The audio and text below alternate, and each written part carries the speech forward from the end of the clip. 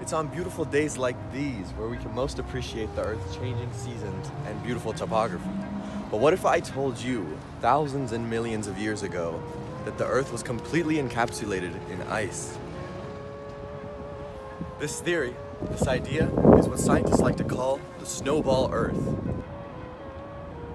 Yes, it's a crazy thought, but it's true. And before I explain it, I'd like to talk to you about how we know it's true. Around 0.6 or 0.7 billion years ago, the Earth's continents were in two large supercontinents that we are not sure of the whereabouts. However, we are sure of one modern-day landmass's location, Australia. We know that Australia was near the equator, in a tropic area. It was completely glaciated. We know that. How, you ask? Because of glacial striations, tillites, and dropstones. In fact, the entire continent from top to bottom was frozen. How could the warmest part of the Earth sustain a frozen continent? That, my friends, is the Snowball Earth. Stage 1, ice growth. During the ice growth stage, the large supercontinent breaks into smaller subcontinents near the equator, and silicate weathering speeds up.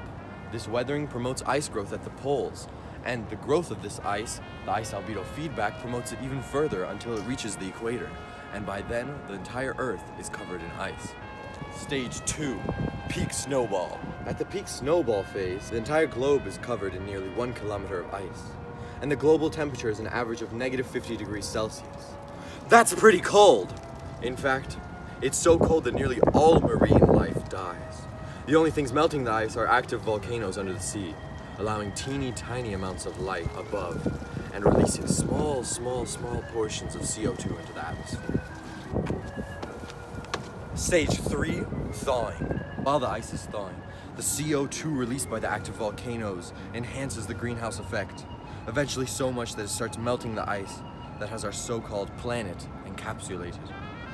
And just as the ice albedo feedback covered the Earth, this albedo feedback increases the temperatures even more. Stage 4, hothouse. The Earth is back with a vengeance. We even have acid rain from H2CO3 in the atmosphere, and of course, other effects. But this in large part is where our Snowball Earth comes to an end. So let's zoom out and talk about it again. We know that at one point in Earth's history, it was completely covered in ice. The idea of the Snowball Earth helped explain some of Earth's geological features, such as tillites and dropstones, which we now use as evidence. We know the Snowball Earth had 4 main stages, and I hope we've helped you learn a little bit about all of them. And I hope even more that the Snowball Earth never returns.